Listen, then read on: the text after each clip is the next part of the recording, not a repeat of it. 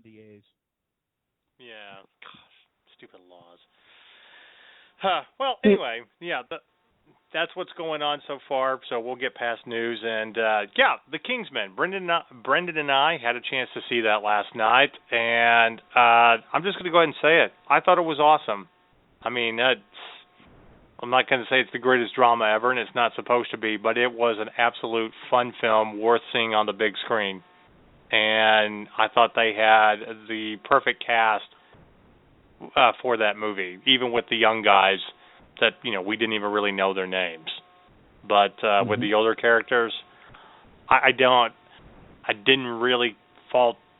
find any fault with it per se. If you look at it as a purely just fun action movie in the theater. If you're looking for serious, obviously not. It's not a James Bond movie, even though they make plenty of references and stuff. But between Colin Firth and Mark Strong and Michael Caine and Samuel L. Jackson being the villain, talking like Mike Tyson, I mean, that was a great touch, by the way. Yeah, you couldn't stop laughing at that.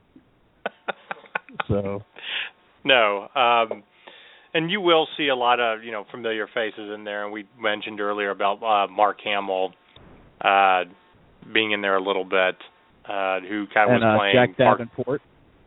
Yes, Jack Davenport from Coupling or Pirates of the Caribbean. Yeah, played Commodore. So Norrington, I believe is the name.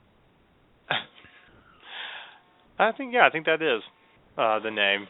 I haven't watched those movies in so long that I don't remember everybody's name. But no, I mean, again, it's not a movie that's trying to take itself serious. And the references to movies, spy movies, and especially Trading Places and everything, was absolutely fantastic. I just no complaints on this film. I would give it a good solid 8 or 9 out of 10 if you're just looking for an absolute fun film. We don't have any information for you on what it'll, for 3D, but we wouldn't give it to you anyway because we don't really, review 3D movies to begin with, unless we have to go see it that way. Seems like the Hobbit movies are always in 3D, but yeah. But anyway, if you're wondering why, it's very simple. I have astigmatism, and 3D movies gives me a headache. That's pretty much why I hate 3D movies. But I guess it wouldn't be a really good review as, yes, the movie was entertaining and then I threw up. You probably don't want to hear us say that in our review. It's like, wait, this was a comedy, not a horror. What happened?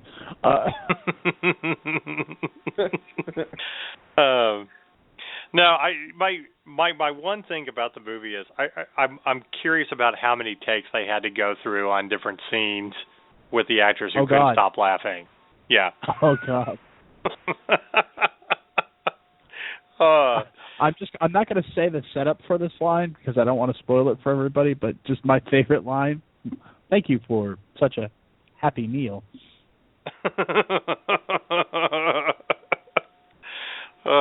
Yeah. I mean, I don't know much about the young actor playing Eggsy, but and I don't remember seeing him in anything. Edgerton.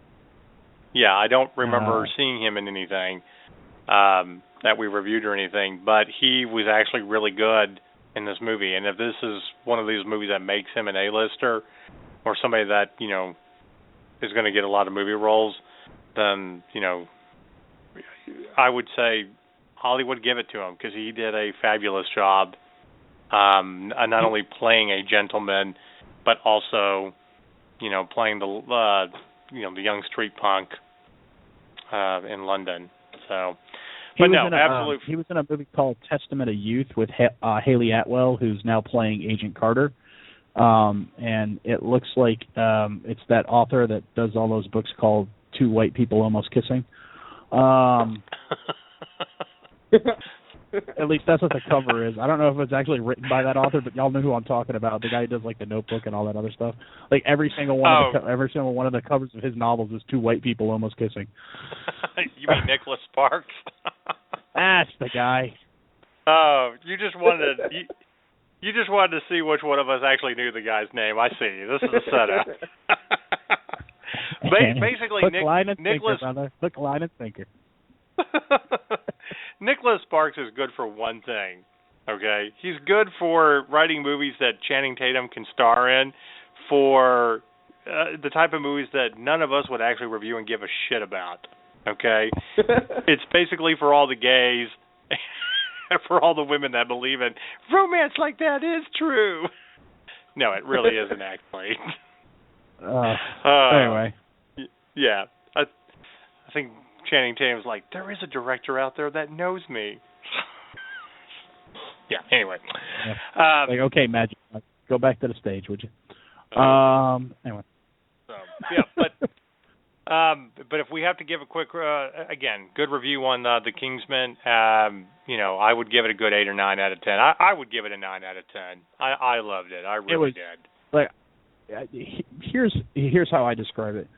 I was very excited for this movie when I saw the trailer, because it just looked fresh, and it was a throwback to crazy over-the-top spy stories from the 60s, like Man from U.N.C.L.E. and stuff like that. But it was mixed in with modern-day action, and I just thought it looked like a really cool movie. And so